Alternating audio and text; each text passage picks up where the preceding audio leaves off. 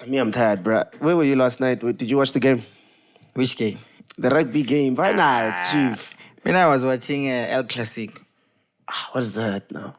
You don't know what El Clasico is? What is that? Is that soccer? Yeah. Chief, how can you watch soccer at a time like this? Your rugby things. It's the finals. So what? Oh, what? Oh, No, I'm joking. I did watch it. Oh. Because the El Clasico was a bit earlier on. Yeah. Around, I think it was played around 4-ish there. So who won? Of course, Real Madrid. Bellingham did the things, you know what I'm saying? So, yeah. So as for the rugby game, did you watch it though? Did you actually watch the whole game or? No, I would be lying if I say I watched the whole game because, okay, let me tell you what happened.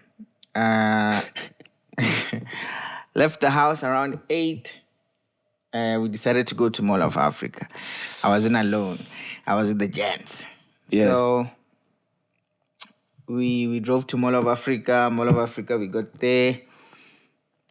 I tried to shoot some content, for the people to see that, okay, also for myself. But my battery ended up dying at some point. But wasn't it packed? Yeah. To be honest with you, it was something I've never seen. Especially at a mall. And I thought about it, I'm like, what if this was to happen at Zanini? I doubt. I doubt it. I started thinking about the security guys. I was like, the security guy will tell you, hey, no camera. Yeah. Why more? Yeah, but no. I feel like the experience was dope. It felt like, we're going to a stadium and we're only going to a fan park. But I was a little bit disappointed with the screen. I felt like it was too small. Yeah, like you when you're on the status about man. Look at all these people and the screen is way over there like Monitanyana. Yeah, it was too small. And for the people who were at the back, I felt like they were struggling to see. The only thing you could do is you wait for the crowd to scream, then you just also follow. Scream. So basically, people went there for the vibes, guys. Yeah, it was for the vibes. It was for the vibes. I don't think even Mall of Africa has seen that amount of people. Not to talk about women, because guys, whenever they go to such places, they go for women. People were drunk. The mall was so filled. I even thought they were gonna close at 8. Usually they close at 8. But they went, I saw McDonald's was still open. People were watching the game there. It's business. Of course. The money always talks. It's always the money. Exactly. So, yeah, it was dope, man. But we didn't last long because, when you go to such places, like going to F&B, when you go there, the parking, you have to be alert. That once it's chai time, everybody's now rushing to what? Traffic, how was the traffic, bro? Yeah, Mona, the traffic starts in the thing. In the parking lot, ne? Yeah. You would wait in the same place in the parking lot for about same place, maybe 5 minutes. Because especially if you parked up there, when you go down, you go down. So you always have to wait for the cars that are down there. Yeah. That sounds like too much trouble to watch a game for vibes. You can't even see the game. You wait for the screams and then you also scream, yay. Yeah, because that's I think that was the whole purpose. People went there, they kind of knew that there's no way that we I'm sure some people went there for the unity, to be South Africans, together in one place. There's no togetherness. Oh, come on, man. What you mean? For some reason, I don't know why, but I saw a lot of, rugby is deemed to be a white people's thing. Yeah. But I saw a lot of black people, man, yesterday. So are you also on the side of thinking that people have fake love? For what? Fake love for rugby. Guys, I don't understand this thing. What's wrong with you, man? I saw somebody's status be like, hey, rugby I bad. So I was like, hi. No, bruh. I think showing support for your country is important. Patriotism. I think people talk about blind. But now looking down on people saying, you guys have fake love. You have fake love for the game. I think the game was nice. I watched it at home by myself. How was it? Where did you said you watched it at home? Yeah, I watched it at home by myself in the dark. Were you drinking? No. Okay. Me, I drink water. Simple things. Sure. I was drinking my water there, coaching on the couch. Yeah. I only started understanding the game a few weeks ago.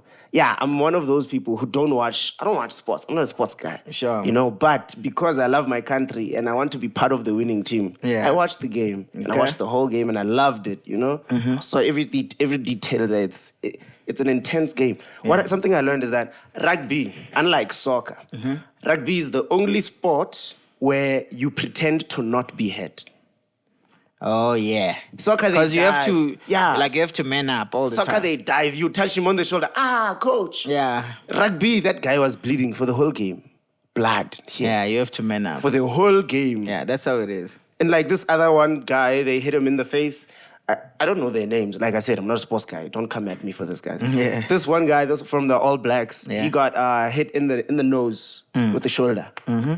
And they're like, why are they stopping the game? He's not bleeding. I'm like,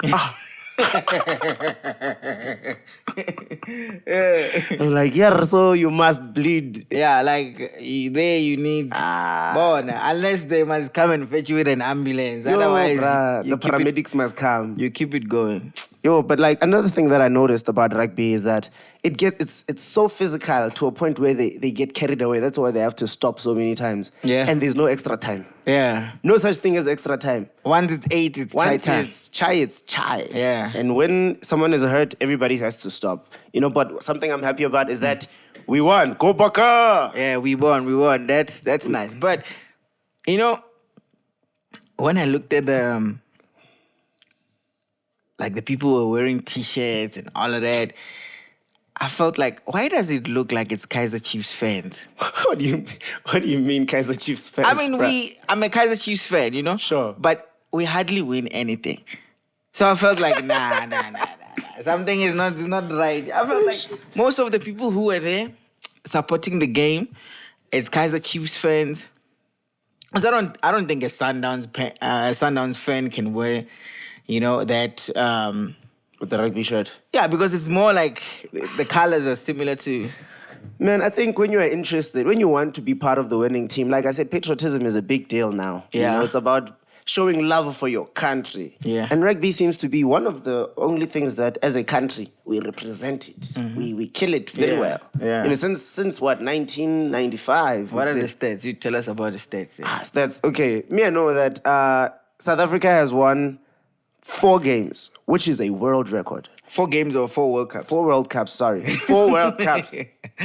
4 World Cups, which is a world record. And before then, New Zealand was known to be the one that has the most rugby titles. It was the All Blacks. They are the biggest rugby team in the world. And I think we had some kind of fear towards them at some point. Yes, because I think for a long time since when was the first game between the All Blacks and South Africa? Yeah. I think it was in 1987. I think rugby beat another team, but since 1987, rugby had belonged to the All Blacks, New Zealand, right? So, and then 1995 we started mooring them. Yeah, that's where we won the first one. That's when we won the first one. And the second one? The second one we won it in 2007. Yeah. The third one we won it 2019. Yeah. And we defended it last night. Yeah. Admin Siakolis is... I have a question. Okay. I have a question. Sure. Don't come at me, like I said. A question for me. For who or for the audience? For the audience and you. Okay. What does a captain do in sports? Leader. Yeah, but what do they do? He's a leader.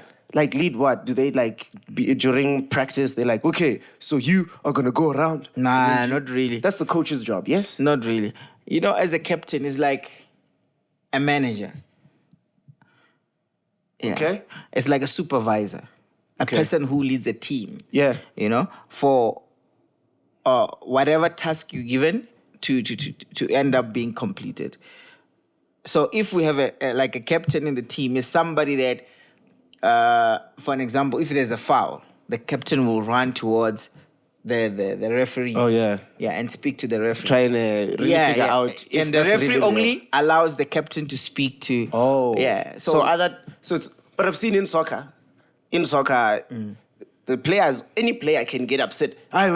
They bought you. Yeah, I know. It happens, but then at the end of the day, remember, sport is like an emotional type of a thing, especially, I don't think with tennis and cricket, there's such emotion compared to rugby and soccer, because there it's hectic. Yeah. So a captain is somebody who's a leader, somebody who, and they also check behavior, like outside. Yeah. Yeah, you like... Oh, so they kuza you on the field, like, hey, Otis, you're getting too emotional, man. Relax. Yeah, I mean, they have to like analyze your whole character, like to see if is this person fit to be a captain. Like, how do you handle things when such a situation comes? Such things. That's how they evaluate. No, that one I can't be captain. Always crying. Or this one is petulant. We can't put him as a captain. Or this one is this and that. So they check such things before they can actually say, okay, you are captain. I read a tweet, very controversial tweet. Yeah. People are trying to start violence. Bare Siya Kolisi is a symbol of the Rainbow Nation. Bare, that's the only reason he's captain. Me, I don't know. Like, me, I'm a boy who grew up in Limpopo, Yeah. I grew up in Limpopo. There was no extramural activities at my school, so I don't have any sports culture. But, we read. I think they should just leave the guy, to like enjoy his run. Yeah, that's true. We've had captains before. I think, for us as black people, I think that's part of the reason why we even, support rugby to that point because the captain's black. Yeah, not to say that the captain is black, but hey, don't come at me, yeah. But because we've got, a couple of black people in there. Let's be honest, rugby is not a black man's sport like that. It's not known to be the blackest of games in South Africa. Sure. You see what I mean? So we there, Bafana, although we don't win anything. I mean, imagine trying to play rugby in Limpopo. Yeah. On the gravel. Yeah, Are you gonna dive? Are you gonna jump with the ball to do a try? I think also the interests. We grow up in the townships. In the townships, first thing you taught, like, the other episode with Israel Matsegezu, he was saying that, first thing you're taught is like to kick a ball. So it's not really like those things you learn in the private schools, in the, what do you call it? The what are the schools called? When they take schools. Besides that, like boarding schools. Yeah, such things. Yeah. But Kasi, you come back, you throw a bag. Zakar. Yeah, I think the only reason that South Africa supports soccer so much more than any other sport is because it's easier to access soccer. Yeah. Kids play soccer on the street anytime, any day, all the time. Yeah. It's so much easier to access a soccer game and get interested and to get, enveloped in the culture. I think also the investments that are being put towards soccer, it's more different and, more progressive compared to rugby. I read something online that says that I was trying to figure out, does the Webb Ellis, the Rugby World Cup, does it come with a money? And I think it does. I found out that apparently it doesn't, but people, like, the teams will make more money from sponsors like the let's search. Go ahead, man. I have some stuff here. Well, there's no way. When do you think all those people are playing? So how should I search it? Search, what does the World Cup... What is the reward? Yes. What does the South African... not South African. What does the Rugby World Cup... What is the reward? Does it come with a cash prize? What is the reward? What is the cash prize? Yeah, how much is the cash prize of the Rugby World Cup? What is the cash prize for the... I want to challenge to go get bragging rights. Okay. It said the total prize pot for the 2023 tournament estimated to be the region of 40 million. Is this what? Is this euros or pounds? What? Read it. Okay, let me check other ones. Okay, here it is.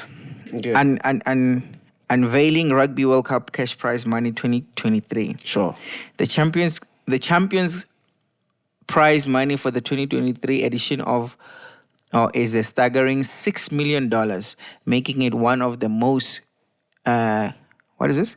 coveted prizes in the international sport. Read that again. It says the cash prize for winning the Rugby World Cup. The champions prize money for the 2023 edition is a staggering $6 million. But does it come? Where does it come from? Chief. I think it comes from these poor Hollywood birds who MTN. From Fora. Actually, they are the host. Yes. They're the host. But something I wanted to talk to you about is, like, what does this mean? Like, what does this mean for the country? Yeah, like, does it mean load shedding? Dolo? You are a chance. You wish. But, for the past few days, we've not been having like, we've been more. You've been very confident, ne? Yeah. Even when it comes to shooting, like, anytime is tea time or shoot. Yeah, Just like, go. I don't feel like, for some reason, I feel like, we should be economically. Yeah, we should economically benefit from this. Yeah, for sure. Although we were not the host, because usually the host is the one that benefits the most. But as the winning country, like, there should be a lot of tourists that are flocking into the country. But like to do what? To come and see the cup. What's the purpose? It's not like they put it in the museum. What's the purpose of winning this cup if people can't see it? I told you bragging rights to say, yeah. Nah, it can't be. Well, you can't go and bleed the whole I don't think But I honestly don't think there's any economic benefits for South there will Africa. be. I just wish they could, like, the petrol price could go down, But the best thing that you can do is get a holiday on Monday. That holiday thing. I don't think. Do you even think we're going to get it, though? No, we didn't get it. Because if the president says nothing, then there's nothing. Ladies and gentlemen, we can all agree that... Unfortunately, we didn't get that holiday. And I think maybe that might have been the reason why most South Africans watched the game. Yeah, because I saw, like, when I was watching the news, people were like, yeah, we got a holiday. It's like people got more excited for the holiday than winning the World Cup. Which is crazy because the majority of the country is unemployed. But that's not what we want to talk about. It goes back to the ANC. They always promise, can't deliver. Eh? Yo. So now I'm wondering if this holiday is actually going to happen, and is it just a once-off? Is it a holiday on Monday? Nah, my man, we are on Monday. The holiday didn't happen. What are you saying? You know what I'm saying? Yeah. So what if people don't go to work tomorrow? Hey, the president, Otis. Unless if he moves it to Tuesday. Because I heard over tonight we're going to have the State of Nation address. Oh, he's going to address the nation tonight. Tonight. We're having a 8 holiday. o'clock. We're having a holiday, guys. But in terms of things improving, the price of eggs, what's happening? But eggs are sick. Not eggs, chickens. But chickens are sick. Is that why the price is going up? But chickens have some sort of flu, and then eggs are rare now. Chickens don't make as many eggs and whatnot, and that's why it's going on. But now I'm asking myself, how come then the price of chicken isn't really affected? It hasn't hiked as much as the price of eggs. As we're talking about this egg topic, it moves us nicely into this issue of Spaza shops. What's happening there, apparently, so this is what's going on. For anyone who's not very, I'm not well informed. I just know a little bit. I went into the South Africa group chat. Yes, there's a group chat of South Africa. Sure. So I saw that in Soweto, some tuck shops allegedly sold rotten stuff. And the most tragic thing is that some children bought snacks at a tuck shop, and the children got sick, and about 3 of them, or if I'm not mistaken, more, died.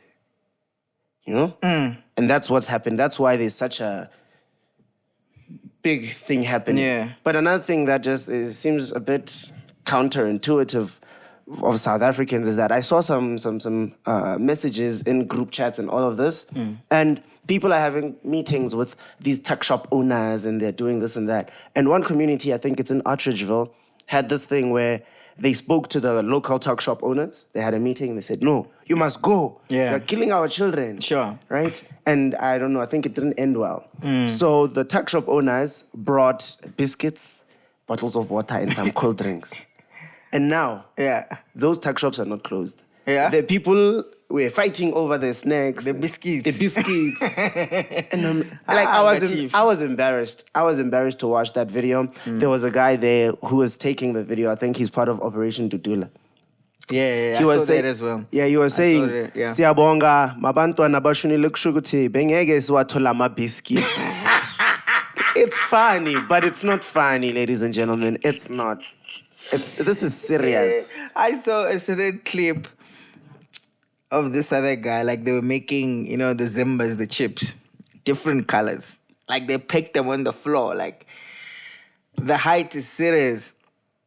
So he's talking about, no, we are still working on getting a proper place to do them. We've got a blanket beneath, but there was no blanket. It was just like... But like it's triggering, man, when you think about it. Because when you look at immigration stats, the amount of people that move into South Africa trying to create a better life for themselves, they are crazy. They're crazy, so much so that I know in Limpopo, I know this for a fact. Wait, I'm from Polokwane. There's certain ladies who start relationships, who start romantic relationships with the tuck shop owners. And now they have children. And these children go to the local schools and they speak Sepedi and with the nice hair. Yeah. And I'm wondering, okay, so suppose, yes, they must go, yes. Then what? Will the economies of these townships, of these villages, but will survive now? Yeah. What will afford that's another good question, Johan. Like, if these people actually, let's suppose, like, as people always say, we get rid of the foreigners, from Pakistanians to Indians to Chinese, all of, like, do you think our townships are going to survive? And I think that is also a question for our viewers at home. Like, do tell us, do you think our townships are going to survive if we get rid of our foreigners? But we're going to discuss that right now. And also tell us where you watched the game yesterday. Yeah. So something that I also learned while watching American stuff is that the majority of the workforce that do the menial jobs, like the gardeners, the cleaners, all these hard, tough jobs that don't pay a lot of money, a lot of that work is done by immigrants. Yeah. Just like in South Africa, a lot of the hard jobs that are very difficult, where you hoboha blind, are done by the immigrants and for like almost nothing. True. Because they're desperate to make a better life for themselves, right? Yeah. So if I see villages, maybe, they won't survive, but will the country survive losing all its immigrants? Would it? And as South Africa townships, you just wake up and say, Mohammed is there by the corner. Let me get airtime. You think you can get airtime from... a voucher. Yeah, you think you can, Like, because I think a lot of the time, especially given that most of the countries... At least the vouchers are not fake. You can't fake a voucher, Baba. They don't manufacture the vouchers. You can't fake it, that one, Hollywood will come for you. Yeah, so at least there we save. But, things like personally, I don't prefer buying Coke. Like anything that is liquid that I have to take into my mouth. Yeah. From the coolies.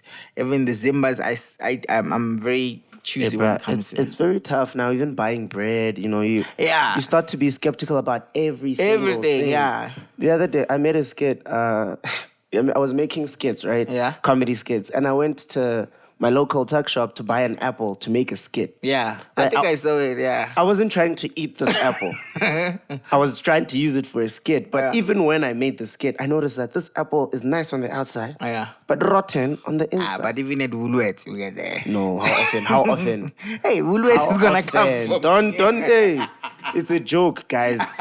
He's not serious. Or, I don't know him. If you're coming for people... Yeah, okay, ShopRite is there. Come on, man. What's wrong? No, but it happens, bro. Like, let's say you buy a pack of something. Like, you bound to... At ShopRite. It doesn't matter where. No like, I'm ways, just saying, man. like, whatever shop. No, I think what's the only the difference is between... that it's already... No. Don't say that. Especially fresh produce. Yeah. Fresh produce, ShopRite is serious about its fresh produce. You'll find there's a reduced... Hey, we still need a sponsor from ShopRite. Hey, bro, you see now. You're going to get us in trouble, bro. Look, the views discussed in this episode... But seriously, I think the difference between the township economies and the bigger sense of economies like your supermarkets and all those, the difference is that township economies are not as what's the word when I working dictionary? Is it regulated? Yeah. Yeah. Township economies aren't as regulated. Yeah. Imagine if there was a health inspector at every spatlo joint. When things are up. See now, you know how many businesses would fall? Because spatlo is not meant to be like but do you sometimes feel like our, do you call them authorities or whatever, like the officers or whatever, the people that actually go and check if everything is all right? Do you sometimes feel like they abuse this? I think they don't even use it. You know why? Because a lot of the time, they don't use it the right way. There's because I feel like they just get there and verify. Okay, let's see what's happening here. One thing I know is that in South Africa, Mshiga is very easy for a lot of people. Like, still speaking on this immigration, migrants, I saw another video where it's like a local community police forum. They went to like a shopping complex. They heard that some, I don't want to generalize, but someone who's a migrant, someone who's not South African, who doesn't even have like citizenship, where you fix your phone, found out that person is making proof of residences. They're signing them. Stamp sign of selling them for 5 rand. Nahan.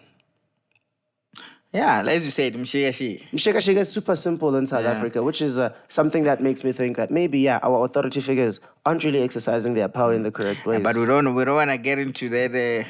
We don't want anybody to attack us, and we don't want to, get guys, deep into this. They give me a script, guys. What is it? Who gave you? We don't want to get too much into this, foreigners topic because, I love foreigners. Most of the foreigners that I've met, like kind people. A lot of them are. Yeah. I remember I used to have. This is a personal story. Might get cut off this episode, but my stepdad was a Malawian guy, right? Yeah. Named Messia Moyo. Yeah. This guy was a super dope guy. Wow. Beyond the fact that he's from Malawi, you couldn't even tell. He spoke fluent Zulu. He taught me Zulu. Yeah. We always spoke in isiZulu. Konjo Bulawayo is in Malawi. I don't know. No, Bulawayo is not from Zimbabwe. Bulawayo. Hey, let's go. Yeah, whatever. Okay, let's get to the next topic. And so, guys, what is happening here? We're gonna try to do this on the regular. We haven't found a name for this show yet. Suggest to us if you feel like we should give it a name. Should we continue with the show? We're just trying to come up with something different. But for this show, he's the host. I'm not. I'm tired of actually sitting and interviewing people and talking to people. But let's jump to the next topic. All this man does is ask me a bunch of... He's the host, but sitting on a different side of the table. No, I get it today. I'm introducing you to the people. Hey, what's in Okay, so, bro, I want to also talk about... Wait, what have we covered? Hold on. I also want to talk about the Springboks. One more time, I want to touch on the Springboks just before we move, ne? I think let's go to the Springboks at the end. At the end? Yeah, let's go to the next topic that you got. Sharp. The next one we have is, this is a big one. Eh? Okay. We're building up to it, guys. Ladies and gentlemen, Mr. Limpopo.podcast. We are now approaching 40,000 subscribers.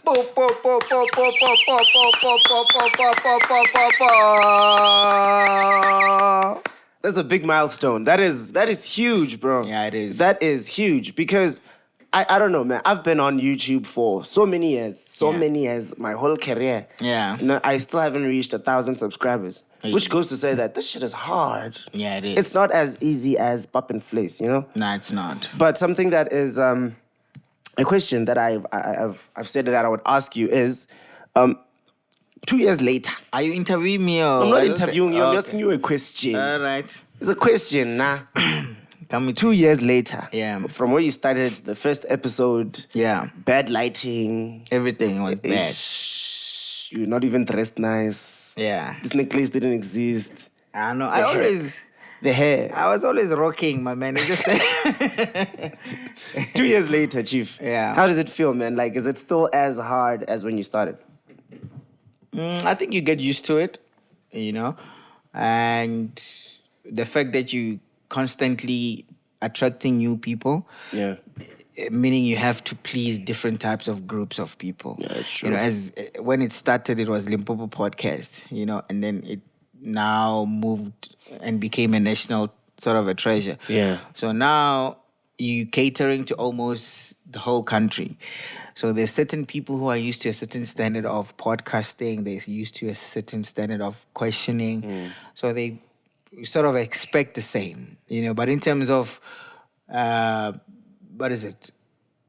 Operations, you know, it gets easier because, you know, you grow, you start accumulating, you know, you accumulate money, but yeah, you start acquiring or accumulate certain figures, then you improve your lighting, your sound, and everything. But certain things I've always known them, like how to edit sound, because I did sound engineering, so that's something that is very so certain things that you learn as time goes, but yeah, you get used to it. Oh man, nice. So is there gonna be a 40,000 subscribers party? Now we're planning for 50. Oh jeez. Yeah, nice. we celebrated 50th episode, which was Israel, ne? Yeah, it was Israel. I saw that episode. It was fire. It was fire, that episode. Yeah, so we celebrated 50th episode. And then I feel like we're gonna celebrate 50,000 subscribers. But we need 100, man. But we need a million. We need a million. And I know once I get 100, I feel like, you know, I would burp. But then at the same time, I'm super, super, super proud of, you know, the journey that we've walked, you know, from the beginning until now. It's not an easy thing to do. That is dope. That is beautiful, bro. Yeah. So can you just share a little bit of what sacrifices did you have to make spending time on this? Because I know it's very time consuming. It's not like, oh, shoot, done. You guys should see the setup process. Yeah. I've been sitting here for hours waiting for the cameras to be built and, you know, shaped. Sacrifices, you know, I don't get to spend enough time with the people that I love. And now they're always crucifying me for that. Yeah. I don't know you want to sacrifice yourself for the people. Especially the people who are here. Yeah. And they know very well. They know very well. So, yeah, I don't get to spend enough time, but luckily, you know, sometimes they understand the kind of work that I do. And other sacrifices, I had to sacrifice my music career as well. Ish, that part. Yeah, I sacrificed my music career because I had to choose. You know, you cannot do everything at the same time because this is demanding. As soon as you finish shooting this one, you've got another person coming. So, yeah, I had to sacrifice that. And when I did that, I said, no, I just want to push this to a certain level, and then I'll go back to it. So, but I'm enjoying this right now. And music, you know, I help people there and there. I still enjoy music. Sometimes I get excited, I record. But yeah, so far, this is my baby. Although I'm also a bit tired. What excites me is new things all the time. I love figuring out new things, coming up with new things. Yeah. Oh, that is nice. That's dope to have the ability to be diverse, you know? Yeah. To like, I'm doing this, it's going well, but I'm getting bored. Let me do this. Yeah. And you do it well. You know, which is something amazing. Something that you guys probably didn't know is that Omee Otis, as a musician, shoots, records, and edits his own music and music videos by himself, which is nuts. Yeah. Big inspiration to a lot of the Limpopo grown musicians and artists. So I thank God for we appreciate you for that, man. The talent. No more questions, though. Let's talk about... It's not questions. Yeah, Me, I'm trying to find out what it takes to get to 40,000 subscribers, you know? I'm trying to find out, because that's a big milestone. If I can get to 40,000 subscribers, I'll shave off my hair, guys. I'll do something amazing. I'll go Chisco. Let's go. Okay, so another thing is this more about the platform YouTube than it is about the podcast, right? Sure. Seeing that the YouTube is going into more like YouTube Shorts and stuff like that. Yeah. Doesn't that affect your viewer attention? Like how long people watch your videos? Doesn't that affect your attention span as the viewer? Like the fact that now everything is 1 minute, 30 seconds, 1 minute. No, I think, it's all about adjusting to the new systems that are coming in, and it's always going to change. Where we found YouTube and where it was maybe 2 years before, it's not the same. It's not. Yeah. So before it was easier to actually a view meant something. Yeah, one view. Yeah, like a view meant something. But nowadays, it's no longer about really the views. Okay, they mean something, but it's more about the watch hour, how much time people spend watching your stuff. So if I'm going to have a shot that is 1 minute or 30 seconds, I'm not really threatened by that, because if my clips or my episodes are like 1 hour and people spend 1 hour watching that, how many minutes is that? And different people, So it's all about adjusting and getting excited with the new systems that are coming in. We're getting used to these shots. I've done a couple of them as well, although I don't really upload much on our channel, but we're gonna get to that point.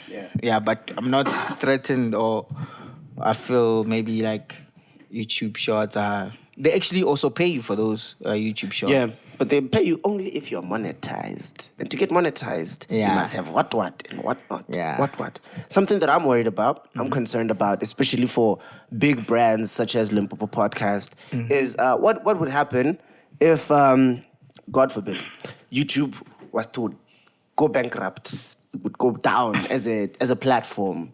Do you have some sort of means? Is there a website coming that we should expect from Limpopo Podcast? Do you guys have merchandise? Is this shirt for sale? Do you want to buy it, viewer? I know you do. Let me start with the shirt. Sure. Shirts, we're not selling for now. Yeah. One of a kind. Yeah, we're not selling them. But I'm sure we will very soon. And then, should YouTube go down? I don't think anybody goes to sleep thinking about that or wakes up thinking about that. Yeah, I do.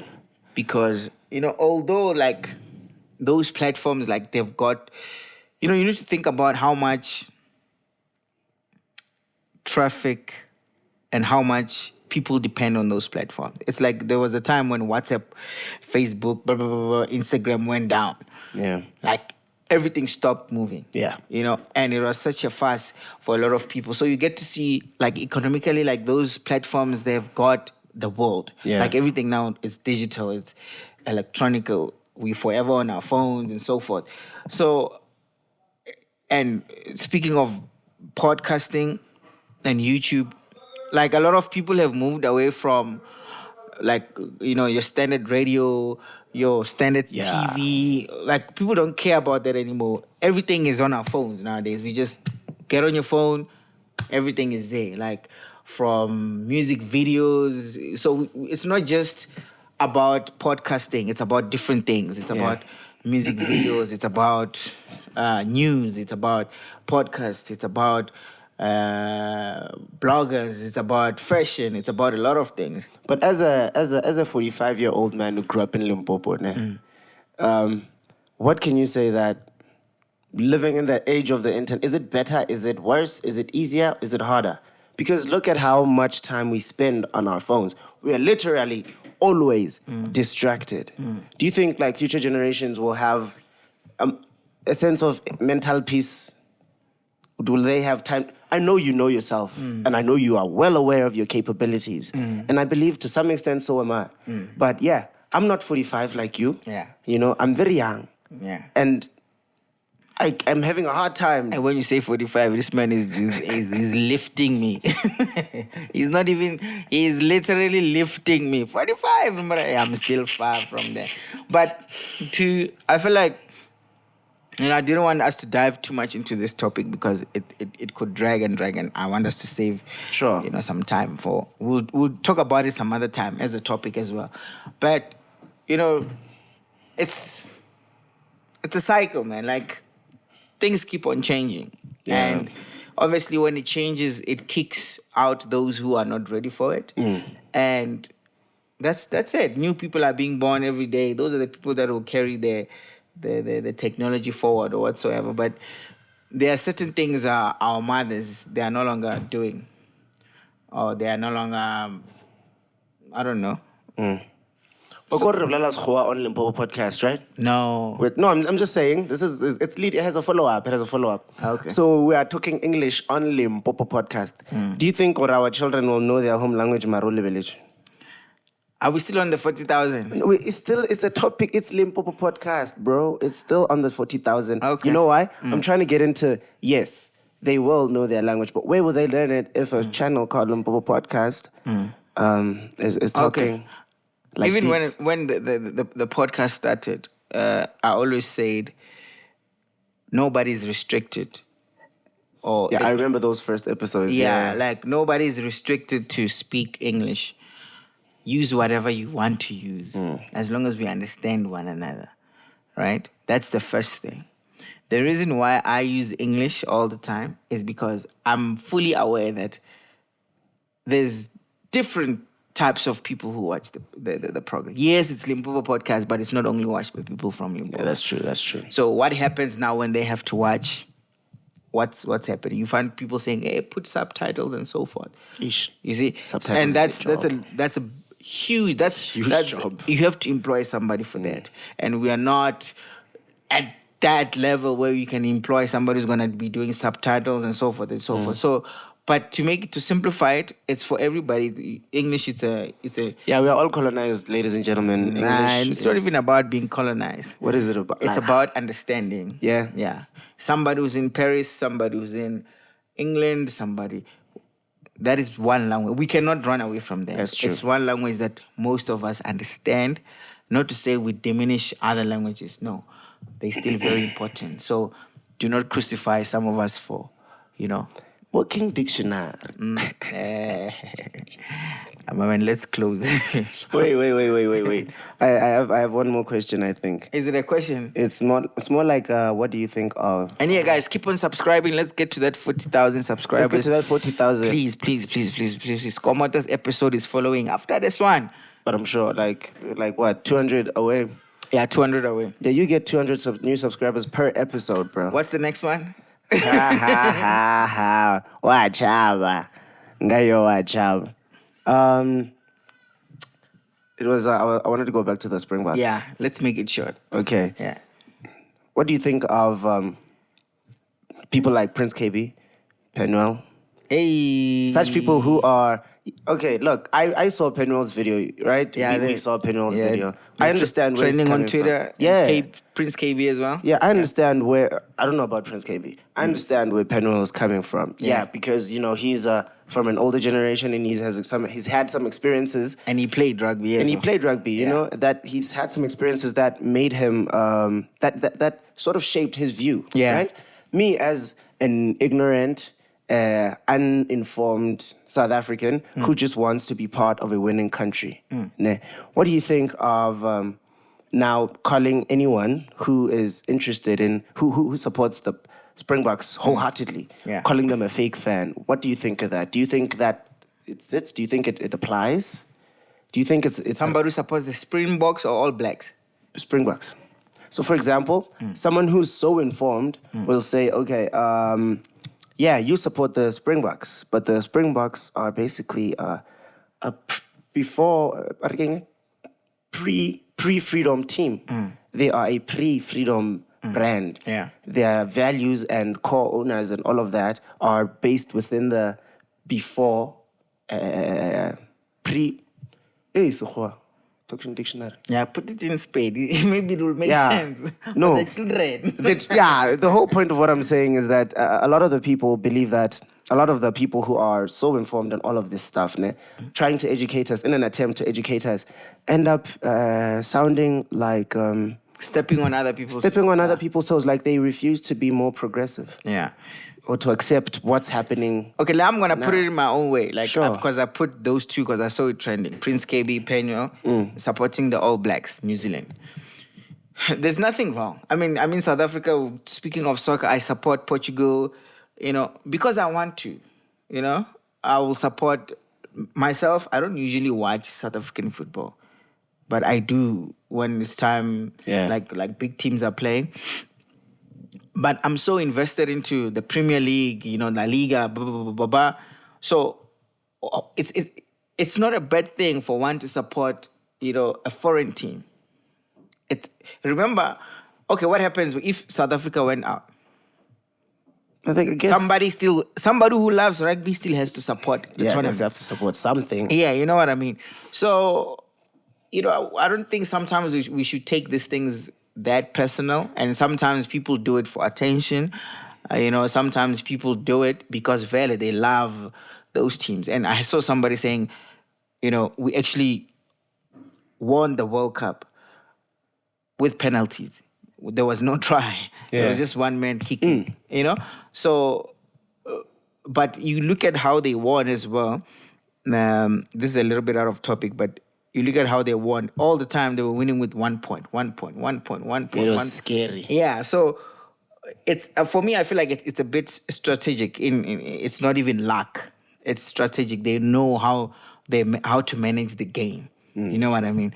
So Penuel and Prince Kaybee, I feel like they're within their own rights to support what they love. Something beautiful about South Africa is that anyone can be anyone and hold their views without feeling like they have to conform. They can hold their views very closely to themselves and still be a valid part of South Africa, which is awesome.